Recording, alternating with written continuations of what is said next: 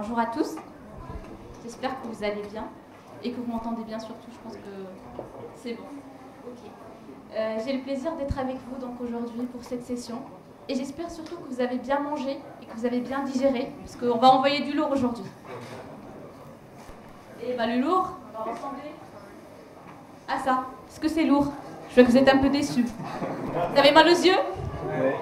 Ah bah mettez-vous à la place des ici qui n'ont pas mal aux yeux, ils sont dans Mulsoft en North Africa Dreaming, en train de voir ce schéma.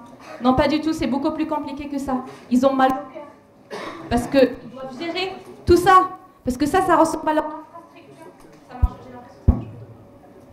Parce que là, ce schéma-là, il ressemble exactement à leur infrastructure fragmentée. Pourquoi ça fait mal au cœur? Parce qu'ils ont l'obligation de gérer tout ça, de monitorer, de sécuriser, de protéger. Vous n'allez pas me croire, mais j'aime bien me lancer dans les paris. Et je vais vous dire qu'aujourd'hui, je vais vous présenter comment passer de tout ce schéma bazar d'infrastructure au sein de toutes les DSI à ce joli schéma bien organisé, réseau d'applicatifs, très joli à voir. Vous l'avez compris, je l'ai lancé un peu, on va voir à la fin. Mais d'habitude, je ne me lance pas dans les paris où je ne gagne pas. Du tout. Bon, je pense que vous êtes en train de poser la question, qui est cette dame qui est en train de nous parler de ça, de nous faire vendre des rêves? Je suis Oumama Essafi, senior consultante chez Deloitte. Je travaille chez mes différents clients en tant qu'architecte d'intégration Mulsoft, triplement certifié et reconnu comme Mulsoft Delivery Champion par notre éditeur. Je vous l'ai dit, j'aime bien jouer, j'aime bien les paris, j'aime bien aussi jouer et on va se lancer dans les jeux. Et qui dit jeu, des cadeaux, et je veux vraiment vous promettre des cadeaux pour tous les gagnants, pour tous ceux qui vont interagir avec nous. Je lance le jeu et je vous dis, je pose la question, est-ce qu'il y en a parmi vous qui ont déjà entendu parler de Universal API Management, la gestion universelle? Non. Désolée, mais non. Allez-y, hein, il y a des cadeaux à la fin. Bah, donc je prends, du coup, il n'y a personne qui a entendu parler du Universal API Management. Est-ce que vous avez déjà entendu parler de l'API Management? Quand même, là, est-ce qu'il y a un volontaire qui pourra nous présenter? Non plus, Yvan. Désolé. Non plus? Pas de connaissance d'API Management? Ne vous inquiétez pas, vous n'allez pas ressortir. Vous allez ressortir avec des vraies questions. Bon, ma dernière question, je pense que je pousse encore un peu, j'aime bien jouer. Est-ce que vous avez entendu parler de la composabilité? Bah Julien, tu peux lever la main quand même. Mais tu vas pas répondre. Bon, allez, sur ces trois gros mots qui vont être le sujet central de notre session aujourd'hui. L'API Management, c'est la gestion des API, l'interface programming qui va permettre de pouvoir connecter des systèmes dans une interface black box. Universal API Management, c'est cette gestion des API de manière universelle, unifiée, quelle que soit l'origine, la nature, le déploiement, le système dans lequel on a développé cette API, d'une manière conforme, unifiée, dans une seule plateforme. Et la composabilité, je pense que vous avez fait des maths quand même, c'est juste, comme son nom le décrit, pouvoir décomposer l'entreprise en briques qui vont faciliter l'innovation et atteindre l'objectif de l'agilité et l'accélération de transformation digitale de toutes les entreprises. Bon allez, je sais que vous n'aimez pas trop les chiffres, moi non plus, mais c'est juste pour vous dire qu'aujourd'hui, 98% des entreprises utilisent des API. Et en moyenne, chacune de ces entreprises a 500 API en interne. Rappelez-vous de schéma qui vous a fait mal aux yeux, 500 API en interne, d'une manière très fragmentée, qui viennent un peu partout, des spécifications. Vous m'entendez mieux sur le micro? Oui. C'est encore mieux. Donc je disais, désolé, 500 API qui viennent un peu partout, dans des spécifications très différentes, des formes différentes, développées dans des systèmes, je pense que vous connaissez tous un peu des systèmes de développement, et surtout qui sont déployés et hébergés dans des clouds, on-prem, tout vraiment variété de clouds qu'on ne peut pas gérer aujourd'hui d'une manière universelle. Et donc, je vais vous donner un simple exemple qu'on a vécu, qu'on continue de vivre, qu'on continue à vivre, et j'espère qu'on va sortir de ce cauchemar un jour, c'est la pandémie. Vous avez tous vu comment la pandémie a changé nos vies du jour au lendemain. Ça a changé les vies des entreprises aussi, parce qu'on a adapté un mode en remote totalement, alors qu'on l'a adapté peut-être partiellement ou rarement avant. Et le problème, c'est que ça s'est fait du jour au lendemain. Donc les DSI avaient vraiment l'obligation de pouvoir s'adapter pour accélérer leur transfert digital. Qui dit remote dit basculement dans le monde digital du jour au lendemain, et donc sécurisation et ajout de mesures de sécurité complémentaires. Nombreux sont les DSI et les entreprises, malheureusement, qui n'ont pas pu atteindre cet objectif. Tout simplement pour la petite structure qu'on a, la petite picture qu'on a vue tout au début de fragmentation des applis qui travaillent aujourd'hui en silotage. Sur ce silotage, on va rentrer un peu plus dans les détails pour voir comment les entreprises sont conçues aujourd'hui. L'entreprise, c'est donc une organisation qui regroupe un regroupement de plusieurs unités commerciales. Chacune de ces unités commerciales aujourd'hui opère dans son coin, travaille d'une manière très indépendante. Et donc a la responsabilité de pouvoir répondre à ses besoins en utilisant ses propres systèmes. Ce qui donc juste complique la vie à l'entreprise quand elle aura besoin de répondre à un besoin qui va nécessiter la connexion des services. Là, on est mal parti, la stratégie de transformation digitale ne va pas nous servir. On ne va pas pouvoir répondre parce qu'on a une infrastructure totalement silotée, fragmentée. Quand vous voyez les différents silos, ça représente du coup les différentes business units qui ne vont pas pouvoir se connecter entre elles. On va remonter un peu dans l'histoire parce que la stratégie de transformation digitale ne vient pas de naître hier. C'est une stratégie que les entreprises ont commencé à adopter il y a une dizaine d'années. Il y a une dizaine d'années, effectivement, toutes les entreprises ont été amenées à décomposer leur système monolithique en plutôt des systèmes décentralisés et composables. Avec ce qu'on vient de dire, du silotage, fragmentation, etc., on va arriver à ça. On va avoir donc la composition, elle est là, c'est très bien, on va faire l'accélération. Sauf que chacune des unités et business units va opérer dans son coin. Il n'y a pas de connexion. Donc on va créer directement la prolifération des API avec des architectures diverses et pas de connexion, pas de gestion. Donc on se complique la vie encore aux DSI et aux entreprises qui en ont marre aujourd'hui. On va vous raconter pourquoi les DSI aujourd'hui n'arrivent vraiment pas à pouvoir gérer tous les systèmes et tous les managements, surtout quand on a des systèmes totalement fragmentés. Et c'est à ce moment-là où vient l'universalité qu'offre MuleSoft pour pouvoir. On n'a même pas besoin de décommissionner, de remplacer du jour au lendemain pour s'adapter à une situation comme la pandémie. On va garder l'état actuel, on se rajoute de l'universalité pour pouvoir gérer tous nos systèmes et tous nos API dans une seule plateforme de la même manière. Est-ce que vous vous rendez compte de la magie qu'on offre à l'entreprise en faisant ça? Franchement, c'est magique. Je crois que vous allez vous rendre compte au fur et à mesure. Vous allez sortir de la session, je me rends compte de ça. Et donc, on arrive enfin à la définition, mais je pense que vous êtes capable de définir. Et je vous pose la question, du coup, c'est quoi l'Universal API Management? C'est la deuxième tentative pour que vous puissiez répondre. Il y a des cadeaux.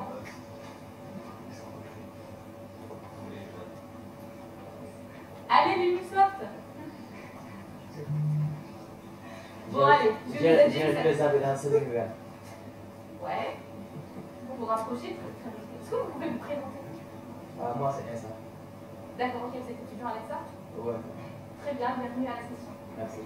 Et donc, vous avez donné une bonne réponse. Je vais compléter en disant effectivement Universal API Management, la gestion universelle des API aujourd'hui, et cette capacité de pouvoir gérer tous les systèmes, tous les API dans une seule plateforme, de la même manière, d'une manière très cohérente, sans décommissionner, sans remplacer, sans se rajouter du travail, du code, des budgets, des projets, etc.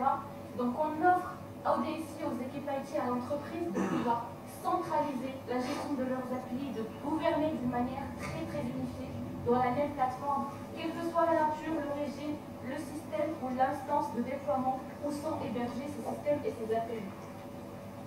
Il s'agit juste donc de la prochaine évolution de la gestion des API qui va offrir cette approche ouverte, flexible et surtout évolutive. Et c'est l'un des points les plus forts pour lesquels Microsoft aujourd'hui est considéré comme le leader de tout le monde de la gestion des API. Voilà, on a bien compris, c'est la magie, mais on va voir en détail quelle est la valeur ajoutée de cette magie pour chaque acteur de l'entreprise. On va commencer par les développeurs. Vous connaissez tous, et vous êtes peut-être une bonne partie parmi nous sont développeurs. Donc on va simplifier la vie des développeurs parce qu'on va leur offrir la possibilité de travailler avec des nouveaux protocoles de spécification des API, donc bien assurer les designs, et ne pas être juste mis dans la case de, par exemple, le langage Ramel que Microsoft propose aujourd'hui. Après, au Product Manager, Microsoft offre la possibilité de pouvoir créer cette repository centrale, catalogue d'API, où nous allons retrouver toutes les API, toutes les spécifications des API qui vont être, offertes à tout le monde. Et bah, du coup, je ne vais pas vous donner plus de détails parce qu'on va retenir bien ce mot et ce Endpoint Exchange Central Repository parce qu'on va revenir sur ça. Et après, finalement, le point le plus fort, c'est aux architectes, aux DSI, aux équipes IT, la possibilité de gouverner d'une manière très qualitative, d'une seule manière, d'une manière très conforme, de sécuriser, de gouverner, de monitorer leur API dans un seul produit. Vraiment un seul produit, alors que les inputs ne viennent pas du même produit. C'est juste magique. Et donc, qu'est-ce que ça peut offrir à l'organisation? La possibilité de travailler avec n'importe quel API. On a dit, on a des nouveaux protocoles, on a passé à Sync API, Data GraphQL, etc. Avec l'universalité, nous allons pouvoir travailler avec toutes ces API, quel que soit leur protocole d'origine, leur nature, leur instance de déploiement. On a spécifié, on a développé dans des systèmes différents. À ce moment-là, on va du coup déployer. Et aussi, quelle que soit l'instance de déploiement, Azure, on-prem, cloud, etc., l'universalité va offrir la possibilité de gérer tout ça sans bouger à bois dans un seul produit. L'implémentation des architectures, vous savez, on est dans un mode microservice. Entre tout ce qui se passe entre les systèmes monolithiques et les microservices, on a plein de patterns d'architecture.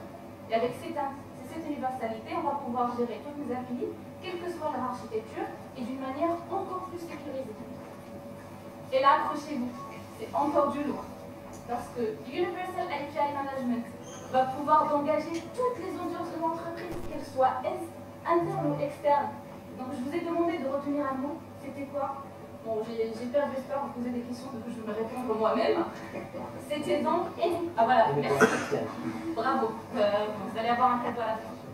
C'est donc Anypoint Exchange, ce central repository, cette marketplace de Microsoft qui va nous offrir la centralisation de catalogue de toutes nos API que nous avons en interne.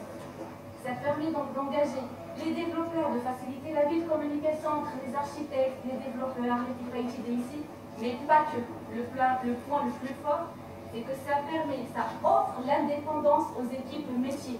Ça donne la possibilité aux équipes métiers de pouvoir se servir de tout ce que les équipes IT ont mis en place avec toute indépendance et liberté. Je pense que là, j'en ai plus rien à dire, c'est magique, je le redis encore plus, c'est fort et c'est magique. Donc ça permet de pouvoir augmenter le time to market, d'améliorer l'expérience client, et aussi ça donne la possibilité à toute l'entreprise de communiquer, de faciliter la vie à toutes les business units. Ça permet donc de favoriser les partenariats et les business models de toute entreprise. On va revenir à la composabilité qu'on a définie tout au début pour voir comment cette universalité va pouvoir débloquer, va pouvoir offrir à l'entreprise la possibilité d'assurer la composabilité de leur business. On va revenir à la triste histoire des DSI qui en a marre parce qu'aujourd'hui, vous connaissez les réseaux sociaux, l'AI, la RPA, etc. Toute cette contention, ça retombe directement sur les épaules des DSI qu'ils ont le challenge, le défi, mais pas que, parce que c'est la pression aussi des entreprises, du monde entrepreneurial pour pouvoir assurer tout ça. Ça commence à devenir, juste en le racontant, ça devient lourd. Mettez-vous à leur place. Moi, je n'arrive pas. Franchement, je ne peux pas me mettre à leur place. Et donc, l'universalité va venir leur faciliter la vie. Du coup, en ajoutant une valeur ajoutée sur chacune de leurs tâches prioritaires ou principales. Comment? Restez accrochés, on va voir comment. Parce qu'aujourd'hui, les DSI ont la grande tâche principale, c'est de pouvoir mettre en place un écosystème digital qu'aujourd'hui est totalement cloisonné, ça ne permet pas de répondre aux entreprises. Donc quand on dit un écosystème digital, ça veut dire plusieurs technologies. Ils ont donc l'obligation de s'assurer que ces technologies communiquent bien entre elles. Je pense que vous savez tous, on passe de plus en plus dans un monde dans le cloud. Qui dit cloud, dit on n'a plus nos données chez nous. Les données doivent être dans le cloud. Ils doivent donc s'assurer que ces données sont bien accessibles pour tous les consommateurs et les producteurs et les utilisateurs. Et donc, pas que, parce que qui dit passage dans le cloud dit aussi sécurisation, ajouter la sécurité d'une manière encore plus renforcée pour pouvoir se protéger des malveillances. L'universalité donc viendra à ce moment-là. On a parlé de décomposer les systèmes, va venir donc pas les regrouper, pas du tout parce qu'on va toujours partir dans la composabilité, mais de pouvoir offrir à ce écosystème totalement cloisonné la possibilité de gestion d'une manière universelle pour pouvoir contrôler dans un plan de contrôle unique. On a parlé de sécurité, passage en cloud, et bien oui, c'est un grand point de vigilance pour toutes les DSI et toutes les entreprises aujourd'hui. Parce que de plus en plus on passe en remote, on l'a dit, ça veut dire qu'on a de plus en plus des cyberattaques, etc. Et aujourd'hui, bon, désolé pour le dernier chiffre, 75% des attaques malveillantes ciblent directement les endpoints, des API et les credentials. Je vais vous revenir sur la photo, l'image qui ne vous a pas plu tout au début, moi ça ne me plaît pas non plus, pour vous dire que comment on va mettre en place la sécurité sur ce plat spaghetti avec 500 API en moyenne, c'est juste pas possible. Ça veut dire, imaginez, il doit passer système par système, API par API, coder la sécurité d'une manière très différente parce que les systèmes sont différents. Et bien là, il faut juste prendre MuleSoft et son universalité pour pouvoir, dans un seul système, injecter les politiques de sécurité en 2 clics de configuration. Ça dispatche, ça l'injecte d'une manière très universelle à travers les gateways qui sont configurables très rapidement. C'est encore plus magique et encore plus fort, je ne peux pas dire plus. Et donc, la dernière tâche de la DSI, ils ont sécurisé, ils ont offert un écosystème totalement pas cloisonné, pas fragmenté. On a tué le silotage. Ils doivent préparer l'avenir. Le futur profil, la pérennité, c'est une des tâches principales de toute entreprise et de toute DSI. Aujourd'hui, ils doivent donc pouvoir assurer que n'importe quel investissement dans n'importe quelle technologie est durable. Parce que oui, on va partir sur une solution, le lendemain on va dire « Ah ben non, ça ne va pas, on va décommissionner, remplacer. » Ah ben on n'a pas de budget, hein. Je pense que vous la connaissez tous. On n'a pas de budget, on n'a pas le temps, on n'a pas les développeurs, on n'a pas les consultants pour le faire. Et donc, à ce moment-là, l'universalité va pouvoir offrir cette possibilité d'utiliser, de partir vers l'avenir, de partir vers la composabilité, d'atteindre l'accélération digitale, mais tout en utilisant les investissements, désolé, qu'on a fait dans le passé et qu'on continue d'utiliser parce qu'on va gérer d'une manière très universelle, on va sécuriser dans la même plateforme, on va gouverner, monitorer dans la même plateforme. Je pense que là, le message est... Je pense que vous l'avez tous compris, C'est magique. Et oui, c'est magique. Et je vous ai dit, je me suis lancée dans les jeux parce que j'aime bien les jeux. Je me suis lancée dans le pari en me disant, je parie que l'université, que vous allez bien comprendre comment on va passer du plat de spaghetti vers le réseau bien organisé. Et je vous lance dans un autre pari, ça va être la finale là, pour vous dire qu'il n'y a aucun système aujourd'hui qui offre ça. Déjà qu'il offre la possibilité de gérer ses API, c'est pas garanti pour tous les systèmes et tous les produits. MuleSoft est le seul produit aujourd'hui qui va pouvoir centraliser, d'unifier la gestion, le monitoring, la gouvernance, surtout la sécurité, dans un seul produit, une seule plateforme, de la même manière, quelle que soit la nature. Ça permet juste de pouvoir, si on se rappelle très bien, l'objectif de toute entreprise est d'atteindre l'agilité, la composabilité, et de pouvoir donc accélérer la transformation digitale. Avant de vous remercier pour votre attention, ouais, j'ai des cadeaux, vous n'avez pas répondu, vous aurez des cadeaux quand même, et les gros cadeaux, et le grand cadeau. Merci, Omar. Et le grand cadeau, c'est qu'aujourd'hui, on recrute fortement des profils MuleSoft qui s'intéressent à l'intégration. On est là aujourd'hui avec vous pour vous donner envie. On est là avec vous aujourd'hui, on sera là aussi pour le stand. Rejoignez-nous. Je pense que vous avez bien compris, nous sommes sur le produit utile, l'intégration, le futur, l'universalité. Et bien je vous attends tous avec l'équipe pour pouvoir me rejoindre. Ça va être du Salesforce, hein. Bon, que du Salesforce aussi, ça vous l'avez compris à la session à midi. Donc là, je fais un focus sur Luceur. Et bon, bah, merci beaucoup pour votre attention. Je vous laisse la parole pour les questions.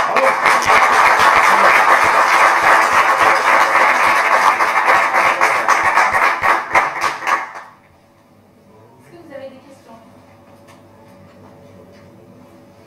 C'était clair, c'est magique. Hein. Ouais. Est-ce qu'il y a des profils aujourd'hui qui font de l'intégration ou qui ont déjà utilisé de l'intégration dans leur projet Salesforce ou autre? Typiquement Spring Boot, microservices. Ouais, c'est ça. Vous, quand vous? Oui, mais pas sur Salesforce. D'accord. Sur une plateforme qui s'appelle Zoho. Vous êtes quoi aujourd'hui? Je suis consultant en transformation digitale. Chez qui? Chez Academy. D'accord. Et du coup, avec mes clients, on intègre différents usages en utilisant les API endpoints pour créer une solution unifiée qui intègre. D'accord, donc il n'y a pas de solution qui va permettre de cadrer tout, c'est vraiment... Si, ça s'appelle Zoho, c'est un des outils de la suite Zoho aussi. D'accord, mais c'est un problème universalité. Non, non, c'est beaucoup plus... c'est une solution beaucoup plus développée. Ah voilà, c'est une sorte. Je vous invite à partir investir dans Oui, ça, c'est vraiment... Est-ce qu'on a d'autres qui ont travaillé avec les microservices, la VH? J'ai une question, c'est de parler de votre Mon parcours, Lucien? Aujourd'hui, je suis, à la base, je suis consultante de Salesforce.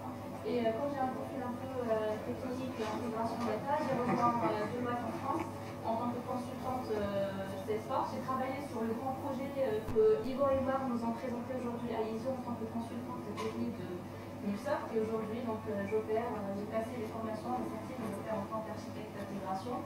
Et j'étais aussi certifiée en tant que delivery champion de MuleSoft.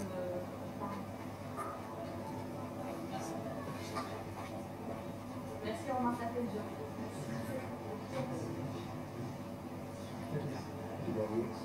Alors, c'est sécurité. Oui, parce que effectivement, le point le plus principal, c'est dans la même plateforme. On gère par exemple, on va mettre en place la Bitcoin pour l'API. Ça permet de le câbler directement sans aucun code. Oui. Vous n'avez pas de black box. Le black box, c'est quoi en fait? C'était la présentation des API, c'est l'interface qui va permettre la connexion entre les différents systèmes. D'accord. Et maintenant, vu que nous sommes intègres plusieurs types de plateformes, donc des API, c'est-à-dire que est-ce que lui, il a une propre structure de données ou bien comment sont les données? Par exemple, vu que ça provient de différentes plateformes, les données entrantes, comment il les construit et aussi comment il les fait sortir, par exemple, si demain je trouve une plateforme qui fait du Node.js, une API, il vient passer dans Microsoft, il doit partir dans Salesforce. Comment il fait la structure? Lui, il a son propre typage de données. Alors, ce qu'on a parlé aujourd'hui de l'universalité, c'est un bloc de composants qui donc représente une phase de ce qu'offre MuleSoft une universalité. Mais MuleSoft à la base, c'est un middleware, c'est un produit qui va permettre de pouvoir intégrer toutes les données, qu'elles soient du Node.js, etc., sous forme de couches bien organisées pour éviter effectivement la connexion point-to-point que vous avez dit d'un système Node.js à un autre, dans une manière très organisée qui va permettre de pouvoir utiliser les API et donc gagner du temps. Et après, avec la brique d'universalité, l'entreprise, pour accélérer sa transformation, au lieu de décommissionner, de passer tout sur MuleSoft, elle va juste installer le module qui va permettre de faire l'universalité pour garder l'état actuel et gérer toutes les API qui sont sur Node.js ou déployées sur GPC, etc. Est-ce que vous avez expérimenté la RPA sur MuleSoft? Il y a de la RPA sur MuleSoft, c'est un sujet que votre poste a présenté aujourd'hui, il y a des commissions. Je voulais dire ce que vous avez expérimenté. Personnellement, c'est en cours.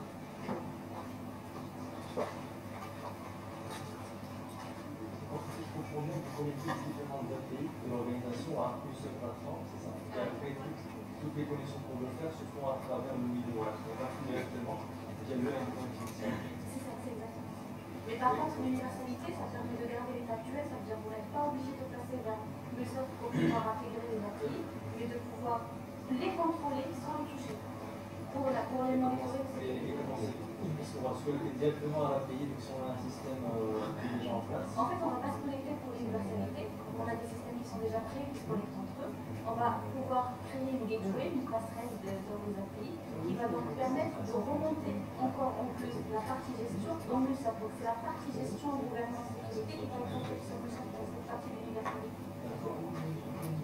En termes de sécurité, donc que les API, les endpoints existants sont toujours existants, comment est-ce qu'ils sont sécurisés en fait? On peut se connecter directement sans passer par le software. Oui, parce que là, on va rajouter la couche de sécurité, effectivement, pour faciliter la vie, parce qu'aujourd'hui, imaginons que l'entreprise va pouvoir mettre une nouvelle plateforme de sécurité pour toute l'entreprise. Au lieu de la faire sur chaque API, chaque système, ils vont juste installer la gateway pour bénéficier de contrôle que je vous ai dit d'une manière universelle, mettre la sécurité sur la plateforme, qu'à travers les gateways, va les injecter dans toutes les API. Vous recommandez on-premise ou cloud? C'est on hybride. Si que ce soit en premise ou en cloud, effectivement, l'universalité, ça permet de gérer peu importe l'instance de déploiement. La complexité est plutôt logique quand on est dans des scénarios cloud, le monde sur cloud, ou plutôt en premise. En cloud, ça veut dire qu'on donne au produit la responsabilité de gérer parce qu'on est sur le cloud du MuSoft, donc c'est MuSoft qui gère la partie sécurité, etc. Quand on est en cloud, on est chez nous, donc c'est le client qui est responsable, c'est l'entreprise qui est responsable de toute sa gestion, de sa sécurité, de sa gestion.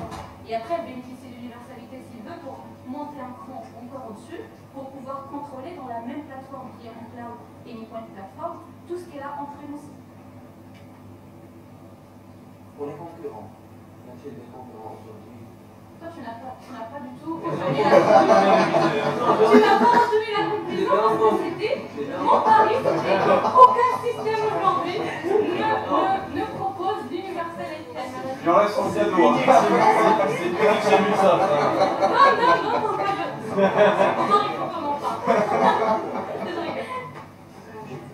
Alors, je te remercie de la présentation. Donc, je voudrais juste savoir, moi, en fait, je voudrais juste savoir, en fait, prochainement, on va passer, on vise à passer la certification d'architecte.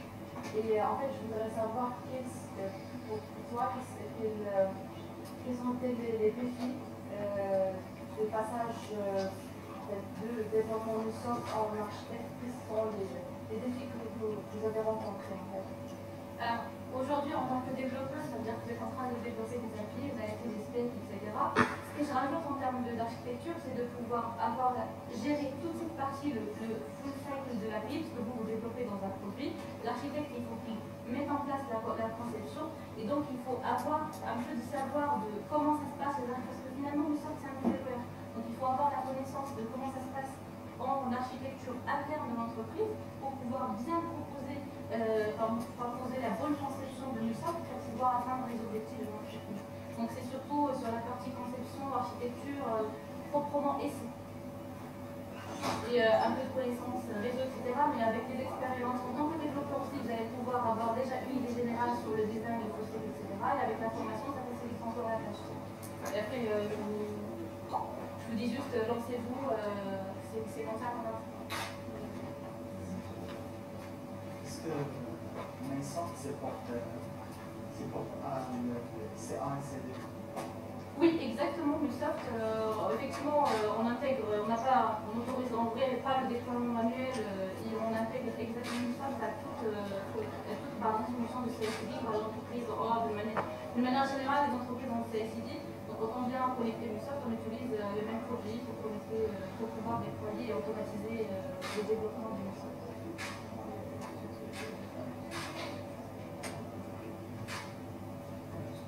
Julien, tu as des questions? Non, moi je trouve ça juste magique. Merci. Bon, allez, merci beaucoup pour votre attention et je vous souhaite de passer un bon week-end, que vous désirez bien toutes les informations que vous avez eues, la magie que vous êtes concentrés.